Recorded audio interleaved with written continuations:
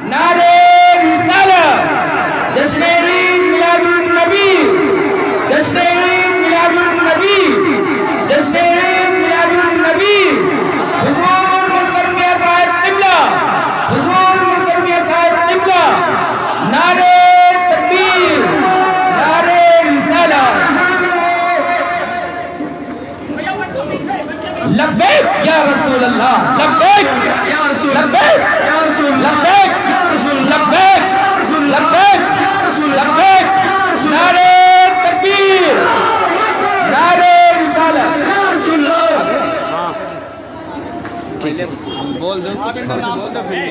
دیکھیے تمام گاؤں والوں سے گزارش ہے کہ جو باہر سے آنے والے مہمان ہیں پہلے ان کو کرسی دینے کی کوشش کریں اور بعد میں خود جو ہے آپ بیٹھیں۔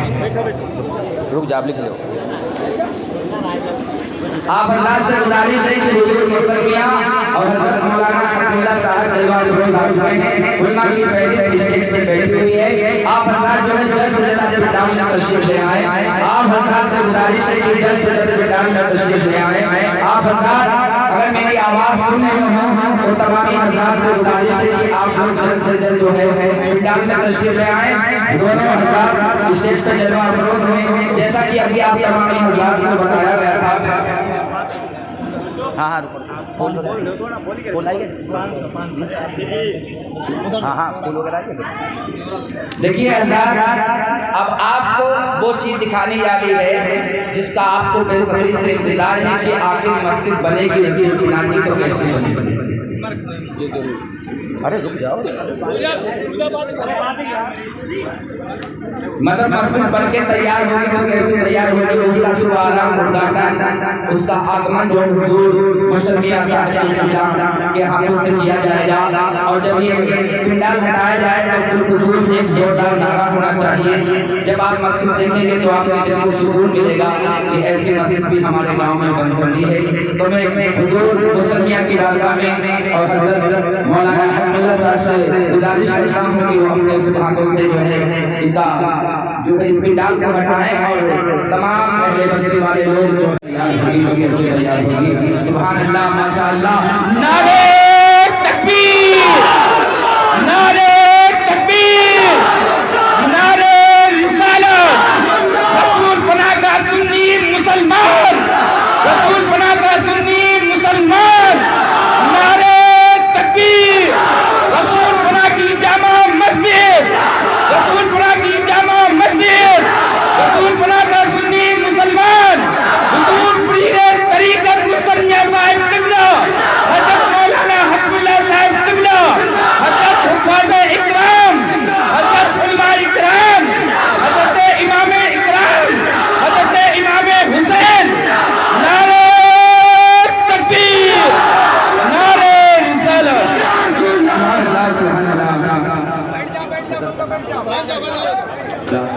سبحان اللہ۔ مولا حکم اللہ صاحب کا نام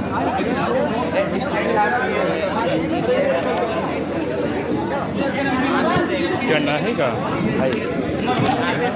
جلدی کر کے حضرات محترم حضرات کے سامنے بلا کسی تعطیل کے خلیفہ سنت حضرت علامہ مولانا حکم اللہ صاحب صلی اللہ تشریف لا رہے ہیں۔ آئیے آنے والے خطیب کا استقبال بارے حضرت بارے رسالت سے کریں اور بلند آواز سے بولے نعرے تکبیر۔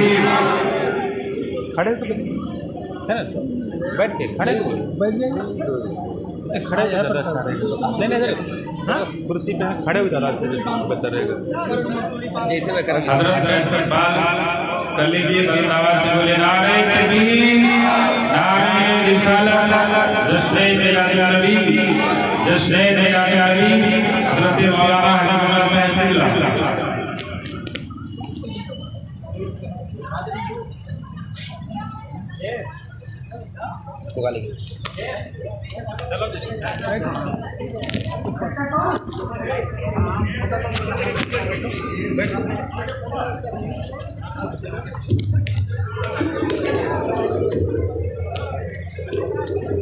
نعرے رسالت، جشن عید میلاد النبی، نعرے تکبیر۔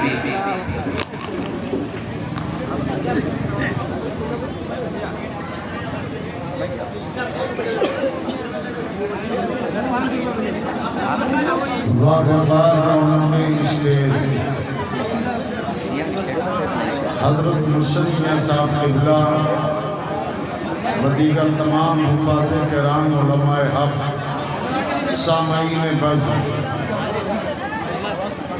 خواتین اسلام، عزیز بچوں، السلام علیکم ورحمۃ اللہ وبرکاتہ۔ مائک والے بھائی سے گزارش ہے یہ کو ختم کریں، ضرورت کو کی نہیں ہے۔ بارش آ گئی ہے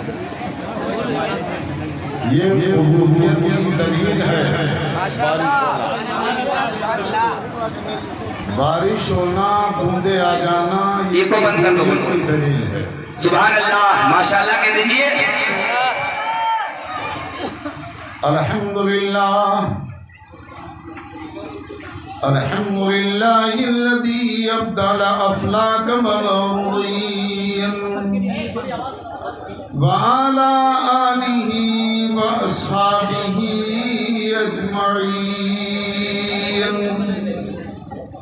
اما بعد فاعوذ باللہ من الشیطان الرجیم، بسم اللہ الرحمن الرحیم،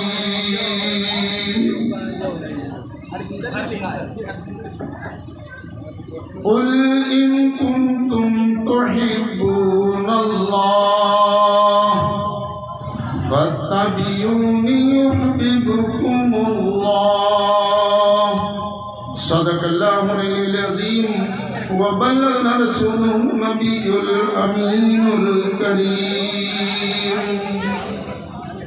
آئیے ہم اور آپ مل کر عقیدت و محبت کے ساتھ بارگاہ رسالت معاب صلی اللہ علیہ وسلم میں ہدیہ درود پاک پیش فرمائیں۔ اللہم صلی علی سیدنا و مولانا محمد مدین و بارک وسلم، صلو علیہ الصلاۃ والسلام علیک یا رسول اللہ، وبارک وسلم صلاۃ و سلام علیک یا رسول اللہ۔ حضرت مرشد میاں صاحب قبلہ کی موجودگی میں اور تمام علماء حق کی موجودگی میں آپ کو یہ بتانا چاہتا ہوں میرے پیارے بھائی، تم سمجھ نہیں پائے، جو مقام ہے اس کو آپ نے سمجھا نہیں، اسی لیے آپ اتنے ڈھیلے رہے۔ یہ کوئی معمولی کام نہیں ہے، کسی بھی دھرم کے ہوں، جس کو عبادت گاہ کہتے ہیں، اس سے زیادہ قیمتی دنیا کی کوئی چیز نہیں۔ آپ کیسا بھی قلعہ بنا ڈالیں، کتنا بھی عالیشان لاجواب محل بنا دیں، مگر وہ محل کی قیمت کبھی نہیں سامنے آ سکتی، اس لیے کہ اللہ کے نبی نے ارشاد فرمایا جس کو تاج محل دیکھ رہے ہو دنیا کی لاجواب عمارت ہے مگر ایک دن فنا ہو جائے گی، جس کو لال قلعہ کہتے ہیں وہ فنا ہو جائے گا، جو دنیا کی حسین عمارتیں ہیں وہ فنا ہو جائیں گی، سب کچھ درہم برہم ہو جائے گا، یہ آسمان روئی کا گالا بن کے اڑ جائے گا، زمین تانبے کی ہو کے فنا ہو جائے گی، شجر و حجر ختم ہو جائیں گے، پیڑ پودے ختم ہو جائیں گے، ہر انسان دنیا سے چلا جائے گا، نہ معلوم کتنے آئے اور کتنے چلے گئے، بڑے بڑے پائیدار ہوں گے، بڑے بڑے نیکوکار ہوں گے، بڑے بڑے گنہگار ہوں گے، سبھی ایک جہان سے اس جہان سے چلے جائیں گے، کوئی چیز نہیں بچے گی، اگر بچے گی تو صرف عبادت گاہ ہے۔ اگر اللہ کے یہاں کوئی چیز بچے گی تو صرف عبادت گاہ بچے گی۔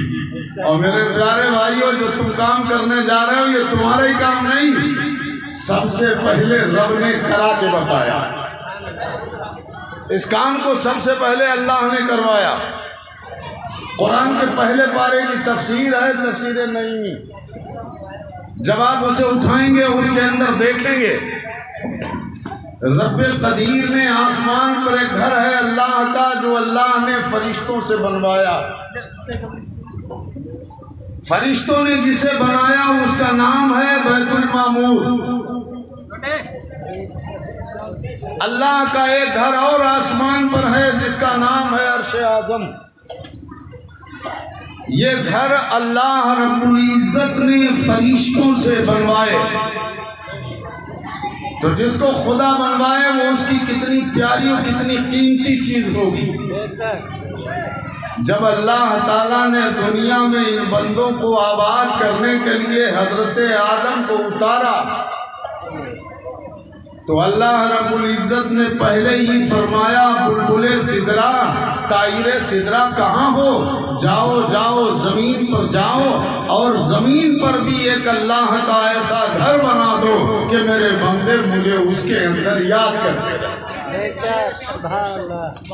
جو اللہ کے لیے گھر بنایا گیا اس کی بنیاد معلوم. آپ تو مسلمان ہیں اس لیے کہ تمہارے یہاں مسجد بن رہی ہے تو تم سوچتے ہوگے اگر تم سے کوئی پوچھنے لگے تمہاری دنیا کی پہلی مسجد آباد ہو رہی تھی ذرا یہ بتاؤ اس کی بنیاد کھودنے والا کون تھا؟ اس بنیاد کو کاہے سے کھودا جا رہا تھا؟ پردے سے کھود رہی تھی؟ کدار سے کھود رہی تھی؟ یا JCB سے کھودا جا رہا تھا؟ میرے پیارے بھائیوں یہ ایسی چیزیں نہیں ہیں جو ذہنی طور پر کہی جائیں بلکہ قرآن مقدس کی تفسیر بتا رہی ہے کہ اس کو نہ پھڑوے سے کھودا گیا نہ JCB سے کھودا گیا نہ کدار سے کھودا گیا بلکہ اس کو کھودا بھی جا رہا ہے تو جبریل امین کے پروں سے کھودا جا رہا ہے.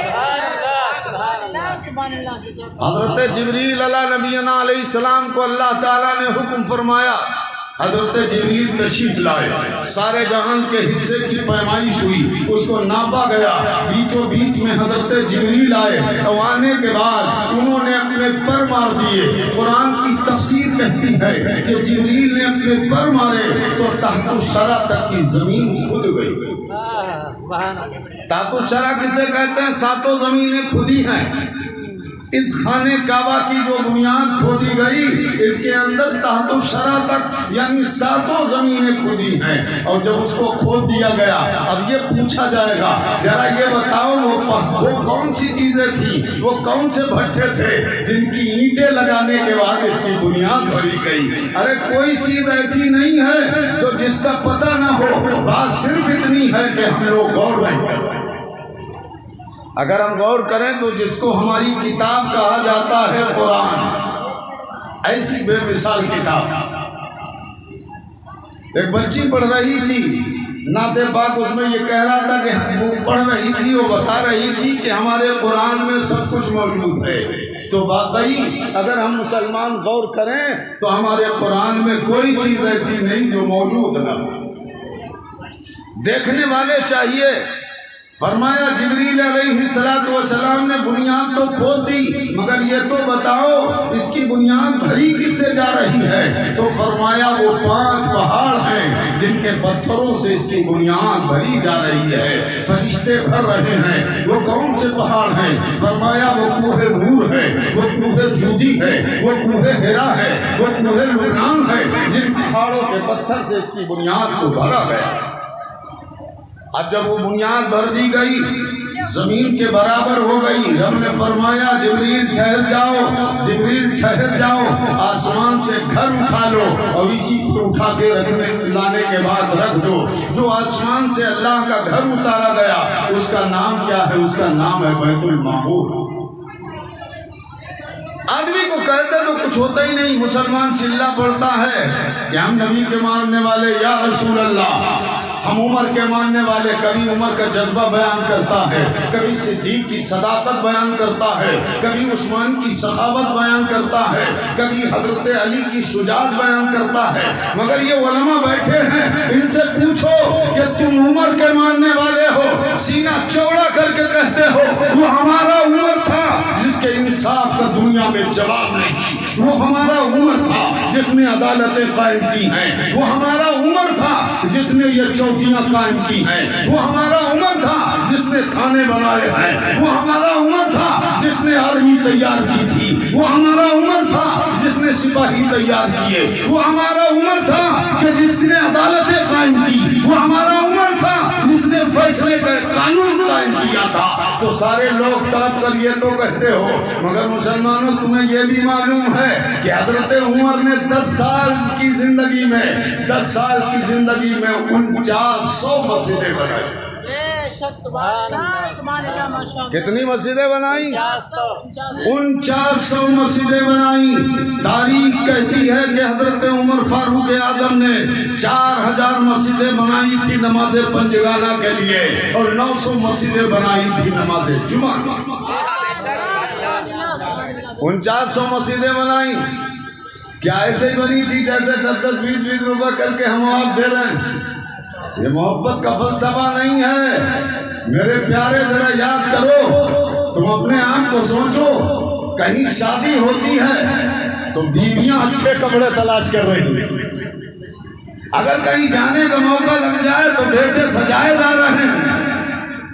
अगर अपने आप को तुम्हें कहीं जाने की जरूरत लग जाए तो तुम्हारे जूते भी स्टैंडर्ड होना चाहिए, तुम्हारा ठाठ स्टैंडर्ड होना चाहिए, तुम्हारे हालात स्टैंडर्ड होना चाहिए, ताकि जहां मेहमान नवाजी में पहुंच जाएं तो लोग कहें रईसों के घर का आया है, लोग कहें दौलत वाले के घर का है, लोग कहें कि माल वाले घर का है। तुम अपनी ऐसी शान शौकत बयान कर रहे हो, मगर मालूम है न रिश्तेदार तुम्हारी शान बुलंद कर सकता है, न तुम्हारे मकान को बुलंद कर सकता है। अगर तुम यही जज्बा अगर इस्लाम में पैदा कर लो तो खुदा तुम्हारी शान भी बढ़ा सकता है और तुम्हारा मर्तबा भी बढ़ा सकता है। वो ताकत सिर्फ वहदहू ला शरीक की है। अगर यही हौसले तुमने इस्लाम में पैदा किए होते, यही जज्बे अगर तुमने इस्लाम में खड़े किए होते तो यकीनन तुम्हारा हाल क्या होता। देखा, जिन्होंने मोहब्बतें की हैं, जिन्होंने मोहब्बतें की हैं मियां, उनके हालात देखो। मेरा वो उमर फारूक आजम है, वो सिद्दीक अकबर है। अगर नबी से मोहब्बत करते हैं तो कैसी मोहब्बत तो देखो, कैसी मोहब्बत फरमा रहे हैं। आप बराबर तकरीरों में सुन रहे हैं, जब जरूरत लगी इस्लाम को, जब जरूरत लगी इस्लाम को तो अल्लाह के नबी ने इरशाद फरमाया। बहुत से हमारे भाई ये कह देते हैं कि साहब एक हाथ से दो दूसरे को खबर ना। मियां कहा जाता है एक हाथ से दो दूसरे को खबर ना हो, मगर वो मसला आप समझते ही नहीं कि एक हाथ से देने में दूसरे हाथ को खबर ना हो। जिसके लिए बयान किया गया उसको आप जरूर खोल देते हैं, और जो आईना करके देने के लिए है उसको आप छुपाने की कोशिश कर रहे हैं। मसला ये है कि अगर आपका भाई कोई गरीब है, तंग है, मजबूर है, आप अपना असली माल नहीं दे सकते तो पे ज़कात फर्ज है, अपनी ज़कात निकालो, अपने माल का उश्र निकालो, अपने माल का सदका निकालो, और निकालने के बाद अगर अपना असली माल नहीं दे सकते हो तो अपने दिल में बात रखो कि या अल्लाह तू खूब जानता है हमने माल कैसा निकाला है। और वो पैसा निकालने के बाद एक हाथ से अपने भाई को दे दे और कहने के बाद ये कह दे मेरे भाई भतीजों के पास कपड़े नहीं है, भतीजियों के पास कपड़े नहीं है, इनके पास ईद मनाने का जरिया नहीं है, ये ले जाओ 10,000 रुपए बच्चों के कपड़े बना देना, इनकी बढ़िया ईदें मनवा देना, और उसके बाद कहा जब हो तब दे देना, ताकि भाई के दिल में एक सहारा हो गया है कि भाई हमारी मदद कर रहा है, भाई ने हमारी मदद कर दी है। आप उससे ये न कहे कि हमारा सदका है, आप उससे ये न कहे ये हमारा फितरा है,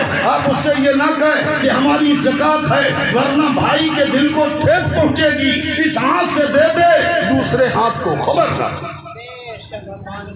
ऐसे दे दे कि खबर ना हो। अम्मियाँ बात क्या होती है, ज़कात निकाली है, ज़कात तो निकाल दी, देने के बाद 5,000 रुपए भाई को पकड़ा दिए और घर पहुंचे तो बीवी से कहने लगे 11,000 रुपए निकले थे ज़कात के, 5,000 छोटे भैया को उसके सामने गरीबी थी, 5,000 उससे ज़कात वाले दे दिए और 6,000 बचे, वो दूसरी जगह लोगों को बांट दिए। अभी ईद नहीं हो पाई थी, अभी कपड़े ही आए थे, देवरानी जेठानी में लड़ाई हो गई और कहने लगे इतनी बड़ी नाक वाली आई है, अगर हमारे यहाँ की ज़कात ना निकलती तो तेरे बच्चों के कपड़े भी नहीं बनते। उसने बगल से कपड़े निकाले और फेंक दिए, कहने लगे हम नहीं जानते थे कि ज़कात का माल हमारे हवाले किया गया, ये अपनी ज़कात लेगा, हमारे बच्चे फटे कपड़ों से अपनी ईद मना लेंगे। تو جہاں چھپانے کا میدان تھا وہاں چھپا نہیں سکے تو کھول کھول کے